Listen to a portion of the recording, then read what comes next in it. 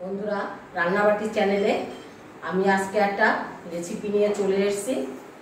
সেটা আমের চাটনি, সহজ রান্না, সবাই জানেন, কিন্তু আমি কিভাবে করছি একবার দেখে নিন। এই আমের চাটনিতে আমি প্রথম অল্প একটু নুন দেবো আর চিনি দেবো। আবার এটাতে এই চিনিটুক লাগবে, এই আমের চাটনিতে এই চিনিটুক দেবো। এইটুককে মাখিয়ে রেখে দেবো, এদিকে আমি একটা মশলা করে নেব। এটা মাখা থাকবে, আমি একটা মশলা করে নিচ্ছি।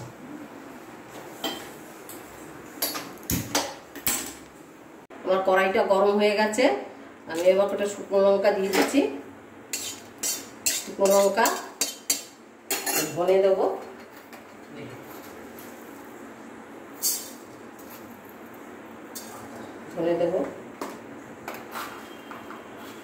মৌরি দেবো,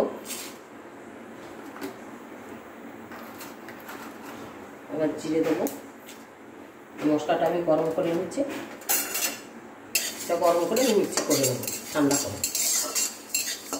এবার আমি এই যে ভাজা মশলাটাকে গুঁড়ো করে নিয়ে চলে এসেছি।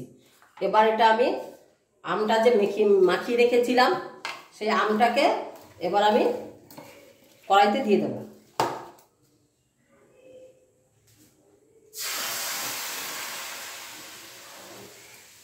আমি একবারই চিনি এটার মধ্যে দিয়ে দিয়েছি।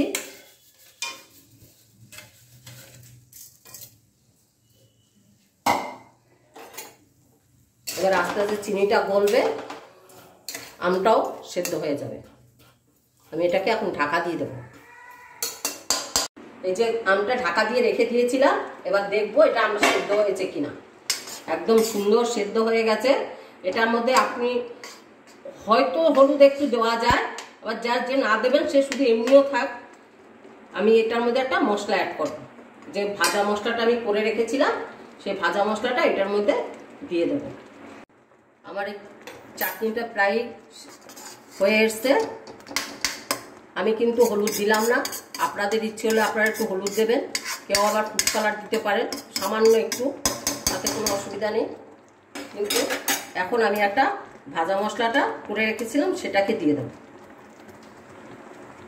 আমার এই কালারটা খুব ভালো লাগে, কাচের মতো কালার। আমার চাটনিটা হয়ে গেছে। এবার আমি এটাকে আপনারা দেখুন, যদি ভালো লাগে এরকম করে করবেন। ভালো লাগলে আমাকে কমেন্ট জানাবেন।